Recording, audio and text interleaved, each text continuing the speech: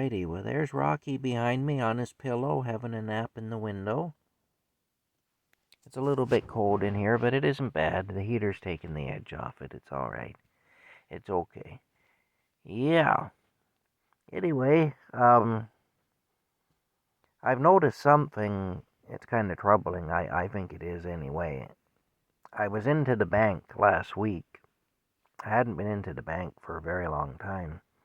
And, this is something new that they're doing now, and I'm not too keen on it, and I'll tell you what it is. Before they will serve you now, they not only make you run your banking card through the reader there for the machine. They also insist on seeing your driver's license. You have to show them your driver's license. So now your driver's license is tied into your banking. Um, I don't know. I don't like that. It doesn't set right. Doesn't set right with me. Um, I don't like it. That's all. I just don't like it. I mean, the thing is, here in Canada, we've had people debanked for their political point of view. We've actually had banks revoke people's accounts, fix it so they can't bank, which is really tough. I keep cat fur in my mouth. I keep cat fur on my tongue. Anyway,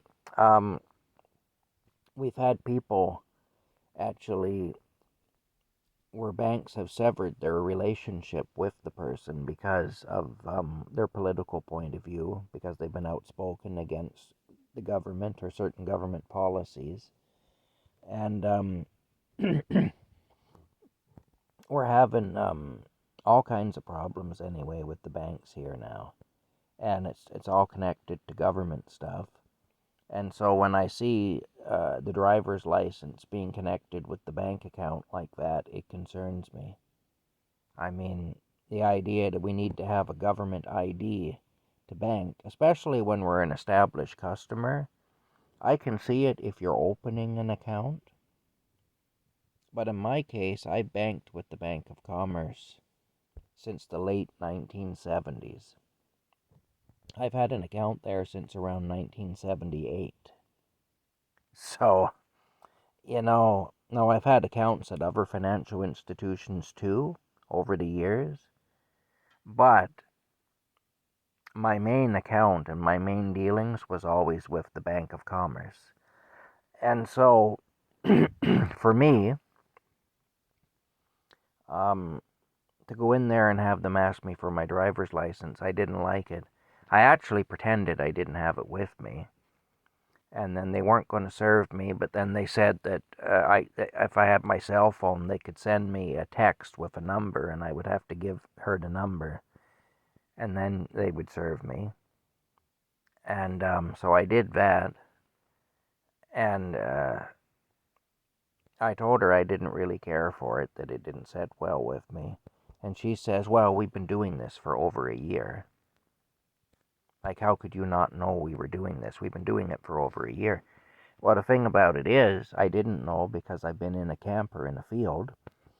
And the other thing is, even if I knew, like, the fact that you know something doesn't mean you have to approve of it. Okay, if I knew you had this policy a year ago, I wouldn't have approved of it then. I'm only finding out now, so I'm only beginning to express my disapproval now. I can't express my disapproval to something that I'm not aware of. I can neither agree nor disagree, or approve or disapprove of something I don't know about. So, I'm expressing my disapproval today because today I'm finding out about this thing that I do not approve of. So that's why you're hearing about it today. Anyway, yeah, I didn't like it. I was bothered by it. I feel like it's just flat out wrong. Um, I don't like that when they do things like this. That's the bottom line. I don't like it. And I don't like the banks being tied into the government to the degree that they are.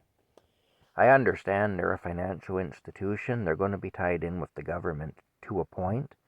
But when they're starting to debank people or to freeze bank accounts because they disagree with somebody's political leanings or their point of view about the government, or because the government doesn't like what they're doing, and so the government says freeze the account, the only time I can see that being a thing is if there's a suspicion of criminal activity on the account. If it's suspected that the account is being used for money laundering or something like that, I can see where they may get a court order to freeze the account or to suspend it or to cancel it.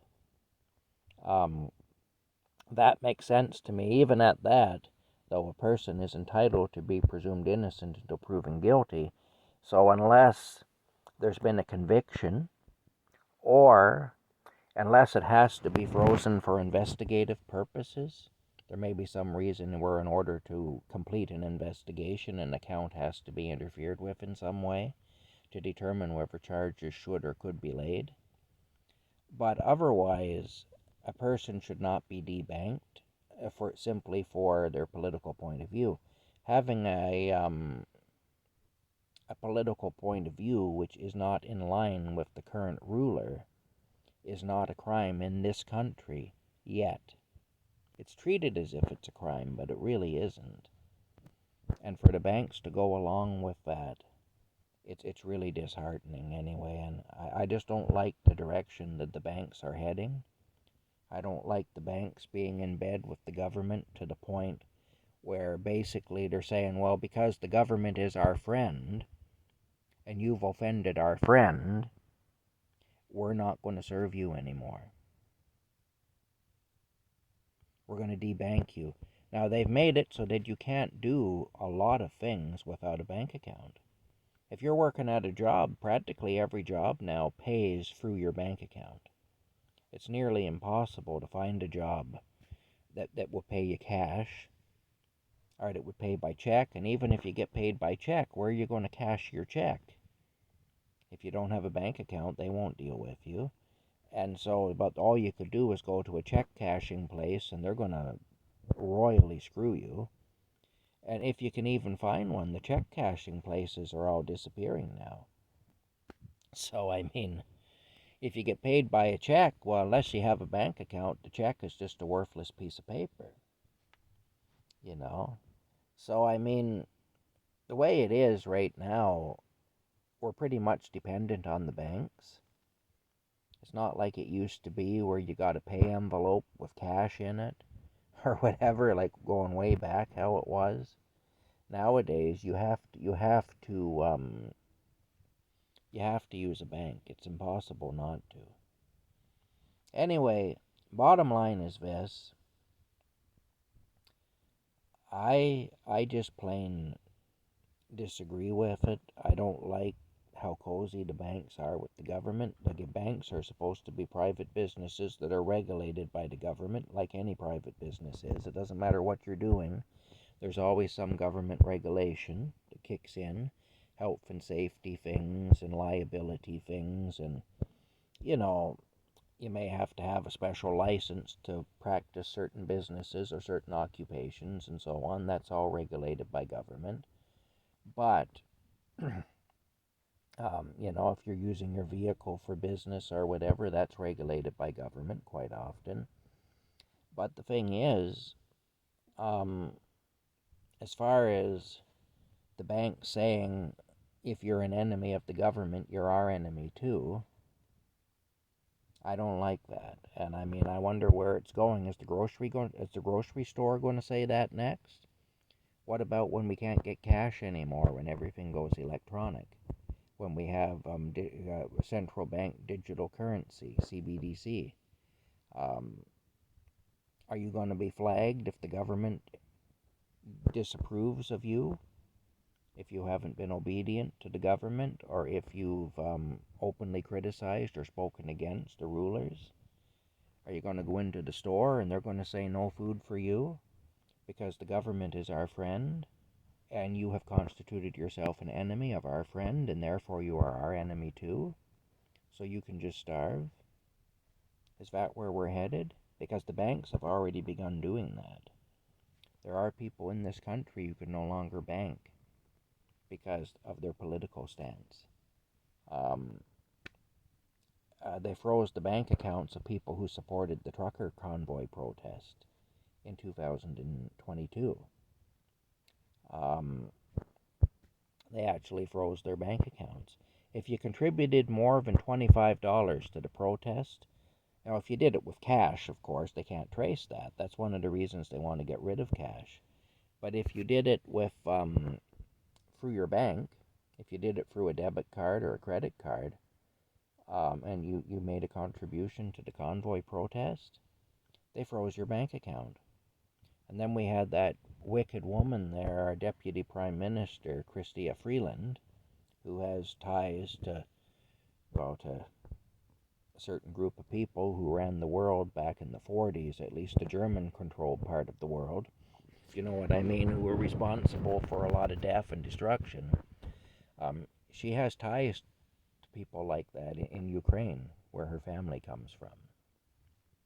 And she got up in front of the cameras with a big grin on her face and said, well, if you want us to unfreeze your bank accounts, then you need to change your attitude. You need to change your attitude. And a big grin on her face. Big shit-eating grin, I mean, these people are wicked. They really are. And I don't like my bank being so seriously in bed with them, and all the other banks are the same. No matter what you do, they're at various points along with it, but they're all like that. They're just at different stages. My bank isn't as bad as some, but it's worse than others. And this driver's license thing is a step in the wrong direction as far as I'm concerned. Like I say, I can see it for identification if you're opening an account. But once you've opened your account, that should not be a thing anymore. It shouldn't be. Your driver's license should not be tied to your bank account like it is now. Anyway, like I say, it's all part of getting ready for the digital ID, the central bank currency, digital currency, the social credit score, which is coming. In a way, we already have it, but they haven't announced it yet. It's not official yet, but we do have it in a way. And, it'll be like China, where if you offend the government in any way, your social credit score goes down. If you please the government, it goes up.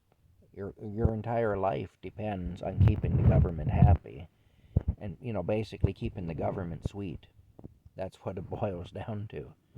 And if you upset the government in any way, your social credit score can go down. You can lose your job. You can lose your home. You can be thrown out of school. Your kids can be thrown out of school. It can affect you. You can't travel. Your ability to buy and sell is affected or eliminated. The Bible talks about that, eh? Anybody refusing the mark will not be able to buy or sell. That's already happening in China. They want to bring it here.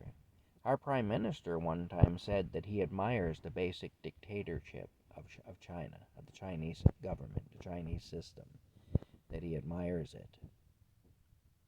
These people execute more people every year than any other government in the world. Even Saudi Arabia doesn't kill people like the Chinese government does. They have a whole infrastructure of death over there. It's just, they're harvesting organs from people who they've shot in the back of the head. It's really disgusting. And they're not killing people for murder. They're killing people for being dissidents, or for their ethnic origin, or because they didn't pay their taxes, or whatever, they said something, that they shouldn't have said, or whatever.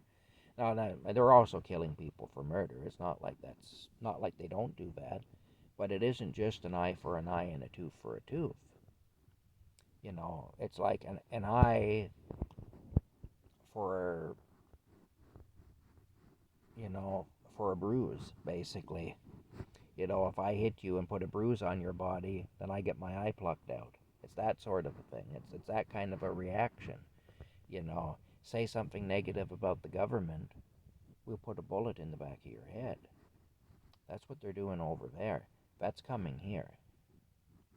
So, and we're seeing all the signs of it. There's a lot of people putting their head in the sand and pretending that it's not a thing, but it is. And when I see things like the bank asking me for my driver's license before they'll deal with me, then I know it's coming here, and it's coming here fast. And like I said a few times already, I don't like it. I don't like it. I don't like it. I don't like it. I just don't like it, you know. And, it's a troubling thing. It's a troubling thing. Anyway, that's it. There's Rocky. Just wanted to share that little rant with you. I haven't done one of these in a while, so there you go. Maybe I'll be getting a message from the bank, you know, because of this. We don't like what you said. We're debanking you. Who knows? It could happen.